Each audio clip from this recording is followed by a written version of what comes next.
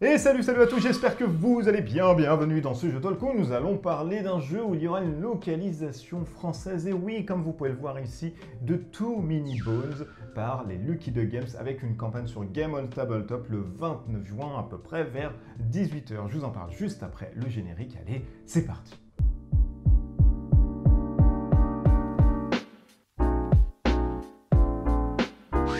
Too Many Bones, un jeu qu'il est sorti depuis maintenant belle lurette, à peu près 3 ans facilement maintenant. C'est un jeu de l'éditeur The Chip Theory Games. C'est ceux qui ont fait un peu Burn Cycle dernièrement sur la campagne Kickstarter, ou ceux, vous les connaissez peut-être pour Cloudspire. Ils ont la particularité de faire des jeux avec des jetons de poker assez robustes, vous allez le voir en plus. Quoi qu'il en soit, ici, nous allons parler de Too Many Bones, peut-être en français trop d'os, je ne sais pas comment on va traduire la chose, ou alors on va laisser Too Many Bones, et pour le coup, ça sera mieux. Un jeu de 1 à 4 joueurs pour des parties qui avoisinent les 60 à 90 minutes. C'est un jeu, on va dire, de dés et avec ce petit côté RPG, puisque vous allez justement essayer d'étoffer vos compétences ainsi que les caractéristiques de votre Gearlock que vous allez incarner pour justement terrasser un tyran. C'est un jeu que vous allez voir, il est assez très dur au début, mais il n'en demeure pas moins avec un super gros corps à l'intérieur. Quoi qu'il en soit, ce jeu vous donne le pitch suivant, vous allez jouer et endosser le rôle de Gearlock, un peu à la Arthur et les Minimoys sur le caractère design et l'univers qui rôde autour de ce Too Many Bones. Vous allez justement partir en voyage à travers différents jours pour arriver à terrasser le tyran. Si vous arrivez à terrasser le tyran, oh, bravo, vous avez gagné, sinon vous recommencez directement votre partie.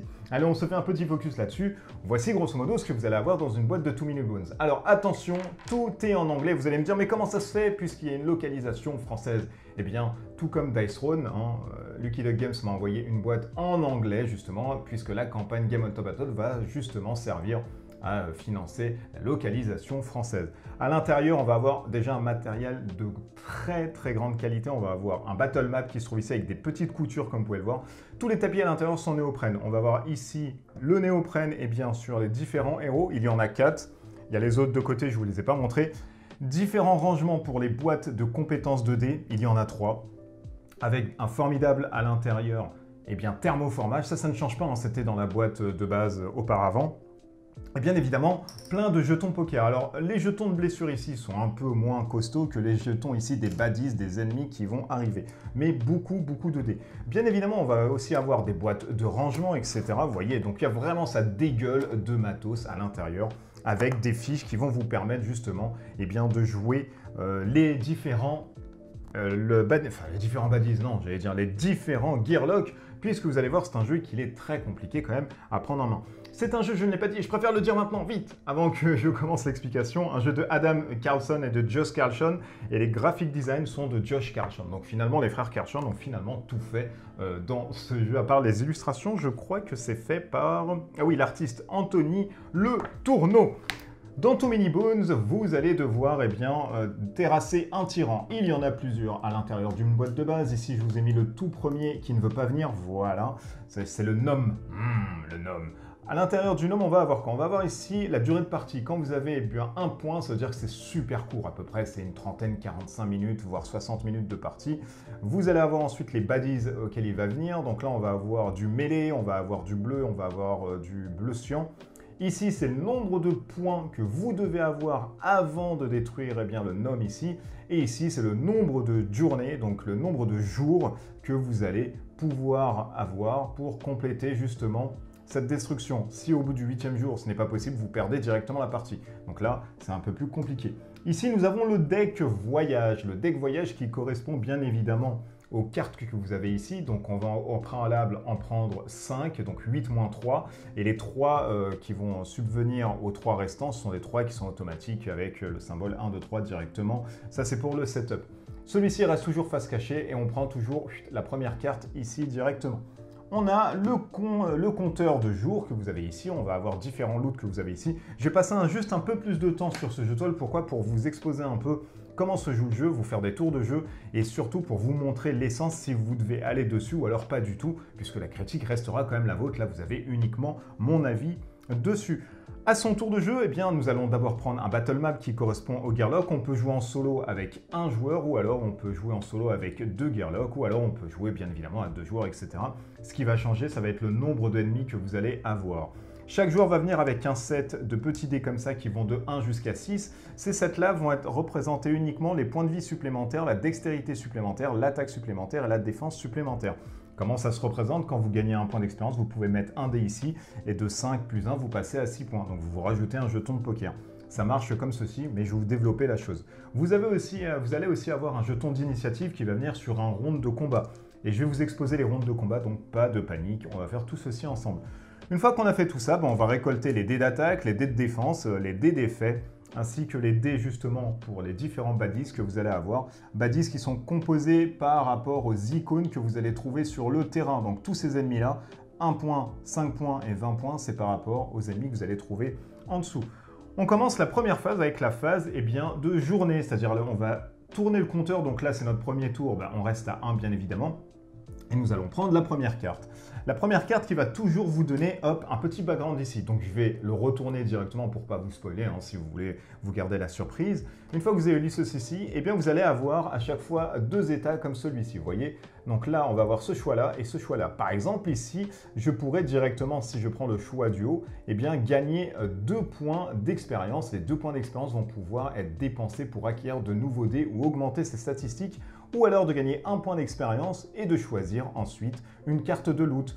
Je vais prendre la première, puisque j'ai 2 points d'expérience, c'est très bien. En plus des 2 points que vous allez avoir ici, donc là on a des récompenses par rapport au choix, et tout en bas vous allez avoir des récompenses globales, en plus de celle-ci. Ça veut dire que là je vais gagner 2 points d'expérience, et je vais gagner 1 point justement, qui va me permettre d'arriver au maximum de 6. Donc là je suis à 1 sur 6 pour défier le tyran. Donc là c'est plutôt pas mal, je vais pouvoir arriver là-dessus. Donc je mets cette carte à côté, je gagne 2 points.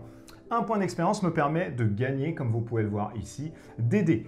Vous allez avoir des dés de profession, c'est-à-dire lui, je peux être capitaine, je peux être aussi d'autres choses, mais je suis dans l'obligation, pour être capitaine, de commencer avec le stand ground, qui est le dé rouge avec une petite étoile. Et de par la petite étoile, une fois que j'ai un dé ici, donc admettons, je mets 1 point d'expérience pour avoir un dé ici. Le prochain point, je pourrais le dépenser pour avoir le Shield Form ou alors le Sword Advance, puisque je vais suivre directement les flèches qui se trouvent ici. Et je ne pourrais pas passer du Stand Ground ici au Lockdown ici, puisqu'il n'y a pas de flèche en diagonale. Donc je suis obligé de faire ça ou ça pour arriver à là. Donc je peux faire ça et ça, je peux faire ça et ça, je peux faire ça et ça, la totalité. Là, on va avoir des consommables en jaune. Les consommables, eh bien, c'est des dés que vous allez pouvoir gagner et qui vont s'enlever directement quand vous allez consommer. Mais vous ne pouvez pas les gagner avec des points d'expérience, etc. Vous avez une phase active et une phase locked, ce sont les dés que vous allez placer ici. Les dés actifs, c'est les dés des alliés qui vont vous donner pour vous donner des choses supplémentaires, des boucliers supplémentaires. Et le locked ici, c'est plus précisément, quand le dé et la caractéristique vous indiquent un L, vous pouvez le mettre en lock qui va durer durant l'ensemble de votre aventure. Donc ça, c'est plutôt sympa. La dextérité ainsi que les points de vie, comme son nom l'indique, c'est vos points de vie. Une fois que vous arrivez à 0, vous êtes directement mort. La dextérité vous permet de lancer le nombre de dés par tour, donc là j'ai 2+, à mon tour je vais lancer 2 dés uniquement. L'attaque me permet justement de lancer aussi des dés d'attaque, donc j'ai 1 dé d'attaque et 2 dés de défense. Particularité, si ces deux-là se montent directement en dépensant des points d'expérience, donc par exemple je vais rajouter un 1 pour ma vie, et si je veux rajouter une attaque ici et rajouter un petit 1, au préalable, je vais lancer un dé d'attaque. Le dé d'attaque, si je fais une attaque comme ça, eh bien, je réussis, je mets un 1 ici.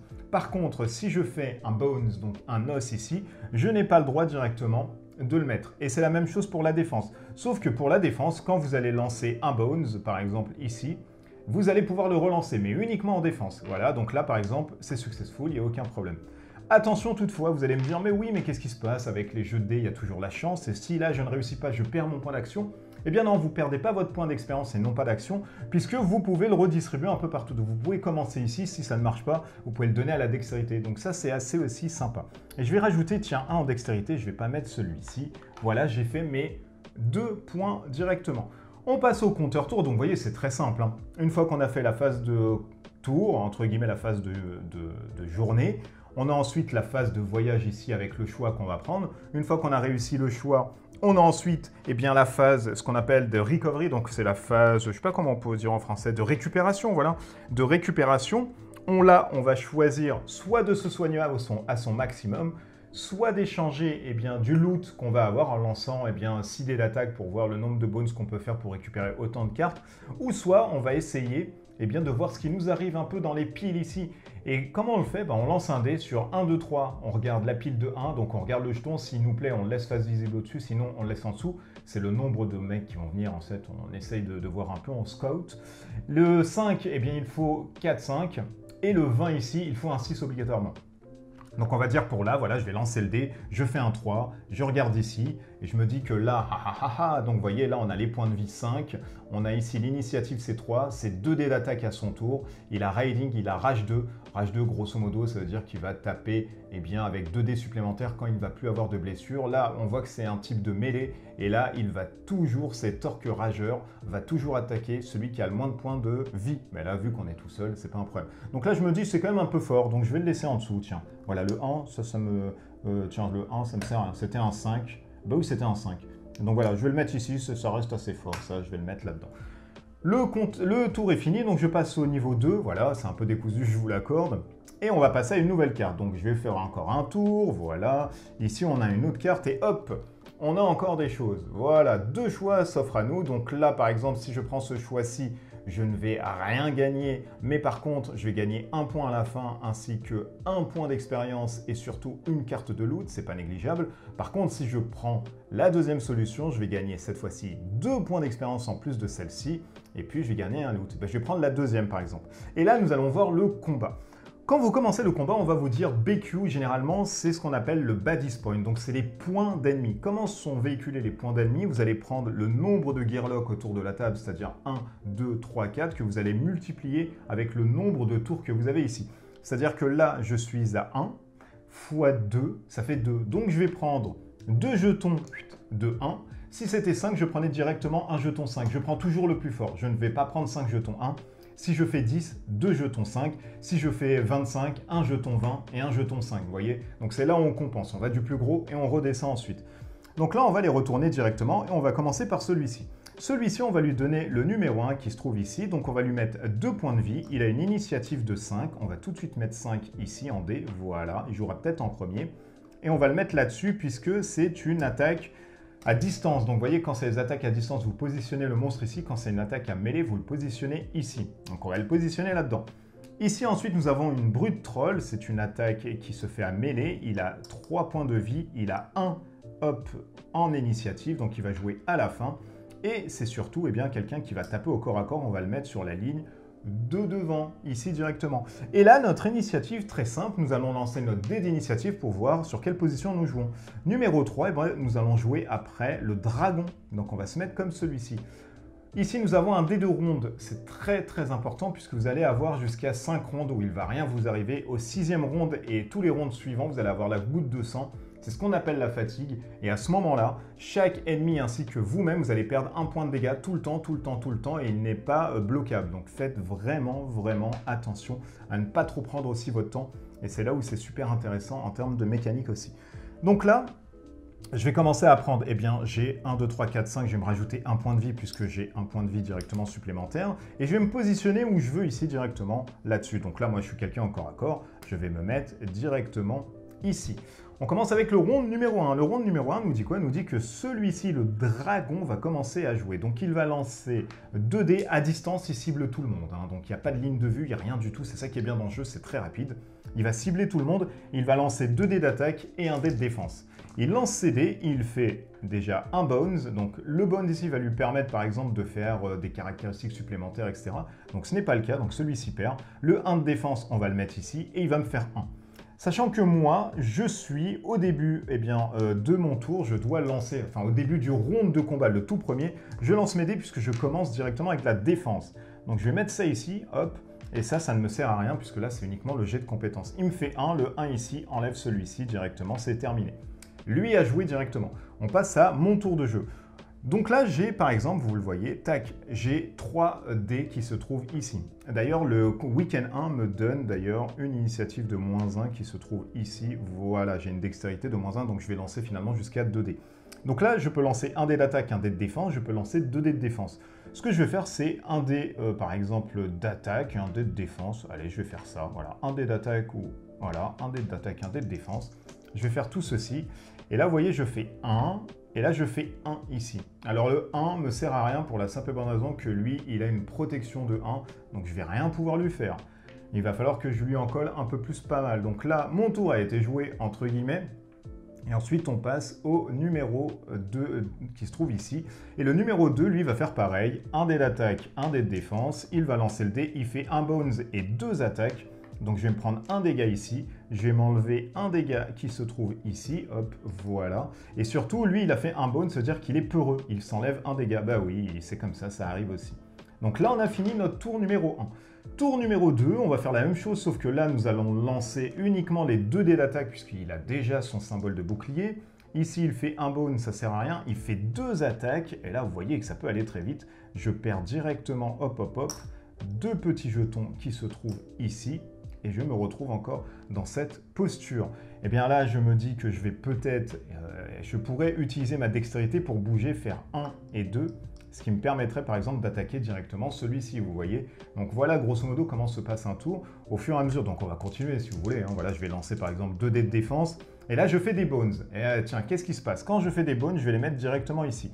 Les bones vont vous permettre de faire des compétences supplémentaires. J'ai mon shield de bâche qui va me coûter 2, j'ai le do-over qui va me compter 3, le bend-over qui va compter 4, 5, 6, etc. Au fur et à mesure que vous allez augmenter, vous allez voir, ça va vous donner des caractéristiques en plus.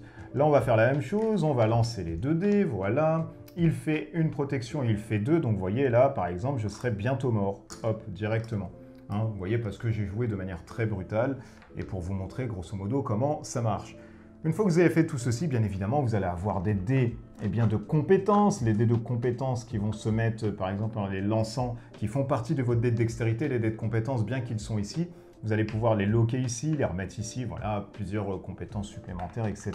que vous allez remettre ensuite dans la pile de dés qui ont été utilisés. Des cas de figure vous permettent bien évidemment de faire des choses supplémentaires. Que vous ayez gagné ou perdu, vous allez ne pas avoir, si vous avez perdu bien évidemment, vous allez ne pas avoir les petites compétences en dessous, en plus de celle-ci. Cela coule de source, etc. Ce qui va vous retarder dans le voyage, puisque je le rappelle, vous avez entre guillemets 8 tours pour détruire le grand tyran, et si vous n'y arrivez pas, vous avez perdu directement en partie. Donc il y a quand même un effet de tension et de rush, où il faudra vraiment faire des choix par rapport à ce que vous souhaitez faire. Les loots vont vous permettre, comme son nom l'indique, de gagner des trésors, etc., des armures, des épées supplémentaires, etc. Plus vous allez augmenter dans vos tours de jeu, plus les monstres vont être de plus en plus féroces. Ça, c'est tout à fait normal, hein, vous l'avez en l'idée. On sait que là, on commence avec du 1, mais les prochains tours, une fois qu'on sera à 4, on arrivera sur du 5 pur, etc. Et vous allez avoir cette petite pile de loot qui se trouve être des coffres que vous pouvez, entre guillemets, crocheter.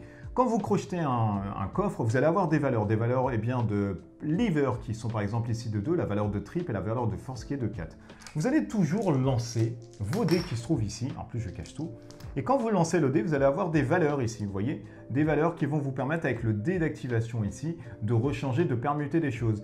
Si vous arrivez à trouver la combinaison avec ces dés-là, vous gagnez directement le loot, vous ouvrez le coffre. Sinon, vous pouvez le laisser à côté, il fait partie de votre loot, mais il n'est pas ouvert. Et au prochain tour de récupération, vous allez pouvoir tenter encore de faire cette chose. Donc voilà, moi je trouve ça assez sympa. Vous continuez bien évidemment tout ceci. Force est de constater qu'à un moment donné, vous allez blesser les monstres, etc. Les monstres vont mourir, ils vont sortir. Vous aussi, vous allez mourir et sortir, ce qui va vous donner des choses supplémentaires à faire. Et voici grosso modo comment se joue ce Too Many Bones. Allez hop, on dézoome et je vais vous donner mon avis là-dessus. Alors attention, moi Too Many Bones, j'ai joué déjà il y a à peu près 2 ans et demi, voire 3 ans, quand c'était sorti. Une personne l'avait ramené à la ludothèque où j'étais auparavant, le CNJ, qui est d'ailleurs mon ami Alban, que je regarde dans cette vidéo et que je dis « Donne-moi tes nouvelles parce que je pense que tu es mort et j'espère pas ».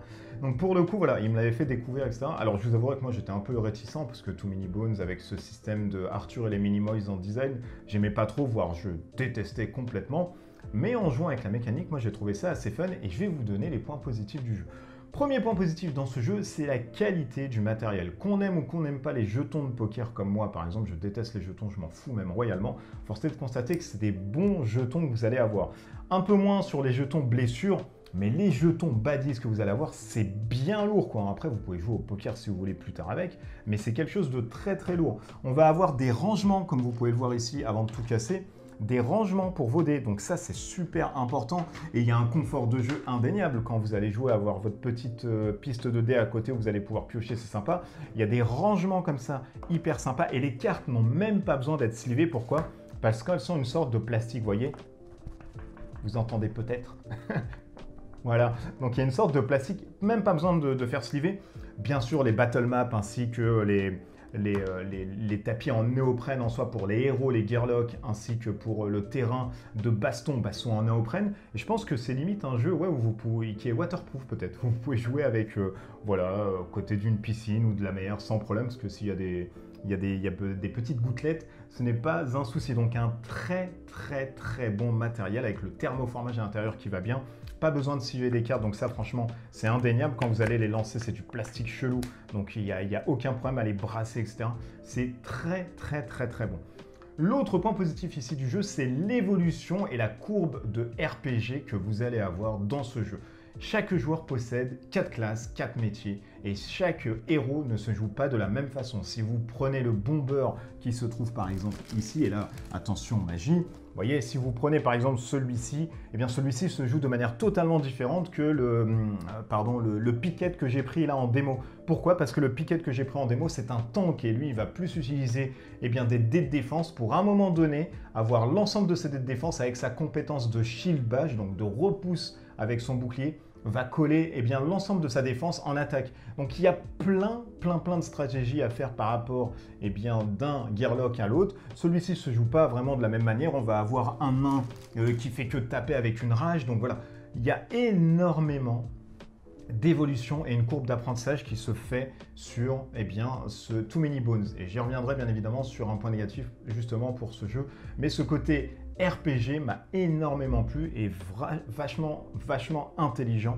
Si bien que sur la frustration des dés qu'on peut avoir justement ici, on ne l'a pas tellement. Pourquoi? Parce que si vous allez faire des jets de défense et des jets d'attaque et qu'à un moment donné vous tombez que sur des bones, par exemple un trop plein d'os, comme son nom l'indique grosso modo, vous allez quand même remplir ce qu'on appelle le backup plan. C'est un peu les compétences que vous allez pouvoir déclencher. Donc ce ne sont pas des dés perdus en soi, vous voyez, ce sont des dés que vous allez garder. Alors effectivement, vous allez vous prendre des tatanes parce que pas de défense et vous n'allez pas mettre d'attaque, mais au prochain tour, vous allez pouvoir faire plein de trucs avec. Donc ça, je trouve ça aussi intelligent de jouer sur l'aléatoire du dé en se disant, voilà, de ce côté-là, j'ai pas eu de chance, entre guillemets, et à un moment donné, au prochain tour, je vais quand même taper directement dessus. Donc ça, c'est vachement intelligent. Et dernier point positif que vous allez avoir ici, au-delà d'une mécanique qui est bien huilée, au-delà d'un jeu qui est très technique et très tactique, c'est la replay value que vous allez avoir qui est vraiment gargantuesque dedans. Pourquoi je vous dis ça? Puisqu'à l'intérieur, vous allez avoir 1, 2, 3, 4, 5, 6 et 7 tyrans. Les 7 tyrans sont disposés bien évidemment comme celui-ci, et ils ont toujours une complexité. Ça va de 6 étoiles à 1 étoile. De 1 étoile à 6 étoiles, c'est plus français, c'est plus correct. Et 6 étoiles, c'est à peu près 2h30, 3 heures de jeu, très sincèrement, puisque le voyage, par exemple, va être un minimum une dizaine de tours. Donc là, on est quand même sur un truc qui dure 2 heures, 2h30, donc il faudra vraiment s'accrocher. Et tout ceci, avec le côté RPG que vous allez avoir, si vous jouez le tank en capitaine, si vous jouez le tank avec, je sais pas, le style défensif avec un autre joueur, vous allez voir qu'il y a un truc qui se fait et qui se passe et vous allez avoir différentes combos. À savoir que ce jeu peut être joué en solo avec un seul gearlock et vous allez avoir des cartes de voyage typiquement en solo. Ça, c'est super intéressant et super intelligent. Et si vous jouez à 2 joueurs, entre guillemets, ou vous simulez 2 gearlocks, ce que je conseille vraiment, ici je vous ai fait juste l'exemple avec un seul pour que vous ayez une gymnastique sur ce jeu et faire un esprit critique sur vraiment ce qu'il propose, là vous allez jouer avec bien évidemment 2 joueurs, vous allez prendre le setup en fait standard et directement faire la chose. Donc ça, c'est super intelligent de proposer plein de mechas comme ça qui s'adaptent par rapport à du joueur pur solo ou des joueurs qui veulent harmoniser leur partie en multijoueur. Ensuite, et je me gratte un peu la barbe parce que ça gratte, je vais vous parler bien évidemment des points négatifs. Et il y en a, bien que j'aime vraiment ce jeu et que j'adore ce jeu, il y a des points négatifs quand même à l'intérieur. Premier point négatif ici, c'est un jeu qui va vous demander énormément de temps et d'investissement. Vous allez me dire, mais pourquoi tu mets ça dans le point négatif? C'est super simple. Pourquoi? Parce qu'aujourd'hui, moi j'ai l'impression qu'on joue à des jeux 1, 2, 3 fois et ensuite on les range directement. Ce jeu-là, si vous jouez 1 ou 2, 3 fois, vous n'allez pas prendre l'essence directement et l'effervescence que propose ce jeu dans l'aspect tactique, stratégique et surtout sur le gameplay que vous allez avoir dans vos Gearloc. Donc il faut une bonne dizaine de parties, voire vingtaine, pour avoir vraiment ce sentiment, ouais, je sais comment jouer mon Gearloc, je vais le spécialiser là-dedans. S'il y a un autre joueur à côté, je vais plus le spécialiser dans le soin. S'il y a quelqu'un qui tank, je vais plus le spécialiser sur l'agilité pour taper bien à distance et l'autre va me protéger avec son bouclier. Donc voilà, il y a plein de combinaisons, mais il est gourmand en temps, il faut vraiment prendre le temps et ne pas s'arrêter à 2, 3, 4 parties puisque le jeu en soi est très dur. Et c'est l'un des autres points négatifs que je vais vous donner maintenant, c'est que le jeu est énormément dur si vous le prenez dans vos premières parties. Pourquoi? Parce que à un moment donné, vous ne savez pas trop quoi faire au début. Alors, il y a bien évidemment des fiches récap, et ça c'est très sympa aussi, qui vous donnent, et ça c'est un point positif aussi que j'ai pas mis, qui vous donne directement sur quoi commencer. Donc on vous dit que Piquet, vous voyez, là vous avez l'ensemble bien sûr des dés qui lui sont affiliés avec les différentes classes, et vous avez toujours, voilà, si vous commencez avec ce joueur-ci, on vous propose déjà de monter la dextérité déjà à 3, et ensuite vous dépensez dans les points de vie pour ce joueur-là, ensuite l'attaque, la défense et la dextérité, et vous faites tout ceci tout le temps. Ça vous donne déjà une ligne pour pouvoir jouer vos premières parties, pour vous dire, voilà, je vais commencer là-dessus. Ensuite, on vous donne des compétences à avoir, par exemple. On vous dit de commencer avec des compétences, par exemple, de capitaine. C'est plus simple pour lui, parce que vous allez gagner un point de vie à chaque début de tour, et c'est plus sympa. Donc vous allez avoir tout ceci. Fiche qui, encore une fois, vous voyez, vous l'entendez peut-être, c'est très bon matériel directement dessus. L'autre point, comme je vous l'ai dit, négatif, ça va être le livret de règles. Alors moi, je suis très sujet au livret de règles. Vous allez me dire, mais pourquoi il est mal fait? Alors, il n'est pas mal écrit. Par contre, il manque cruellement d'exemples. Là, vous voyez, il n'y a aucun type d'exemple. Là, on vous donne justement les trucs. Et tout ça, vous voyez, c'est que du texte.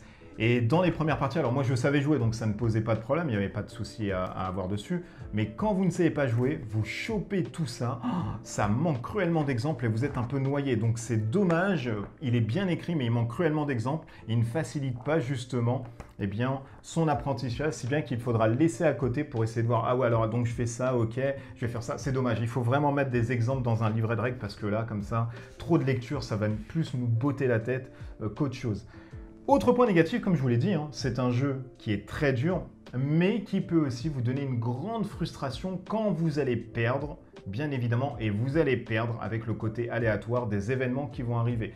À un moment donné, si vous perdez un événement, on va dire que c'est grosso modo pas d'argent. Si vous en perdez 2 ou 3, vous savez que votre partie elle est foutue. Pourquoi? Parce qu'il va vous rester peut-être 3 jours. Et les 3 jours pour détruire le tyran, c'est pas possible, vous n'allez pas être assez stuffé et vous n'allez pas avoir le minimum de points requis. Donc ça sera pas possible, il faudra enchaîner. Et on a ce côté de frustration où sur des parties courtes, ça va encore, quand c'est 6-7 tours, on peut recommencer. Sur du 13-14 tours, là franchement, quand on recommence, on est assez dégoûté. Et c'est ce petit côté qui est un peu dérangeant puisque le jeu va être de plus en plus dur, on va avoir une puissance qui va être accrue au fur et à mesure des journées. Pourquoi? Parce que les journées, comme vous l'avez compris, ce sont des journées qui vont être un multiplicateur avec le nombre de Gearloc qui vont vous donner le nombre de points d'ennemis. C'est-à-dire que si vous jouez à 2 et vous êtes sur la journée 7, ça fait 14 points. Et 14 points déjà, c'est plus la même que déjà 3-4 points. Et si vous manquez de stuff, si vous manquez de capacité, parce que vous avez perdu bien évidemment les rencontres, force est de constater que vous n'allez pas pouvoir gérer la surpuissance astronomique qui va arriver, puisqu'elle va arriver fatalement. Vous n'allez pas pouvoir pallier, etc. Le compteur va tourner. À un moment donné, vous n'allez pas pouvoir réagir parce qu'il va vous manquer cruellement des stats, etc. Donc c'est dommage, il y a un effet boule de neige qui va vous donner cette frustration d'un jeu hyper fort parce qu'il va monter en puissance. Et vous, si vous n'arrivez pas à monter et à suivre un tout petit peu cette puissance qui va être ascendante au fur et à mesure des tours, force est de constater qu'à un moment donné, vous n'allez pas pouvoir suivre et c'est frustrant de dire bah non mais là c'est foutu, allez je recommence directement, là c'est pas possible. Voilà, il y a quand même ce sentiment là-dessus. Quoi qu'il en soit, vous avez mon avis final maintenant sur Too Many Bones.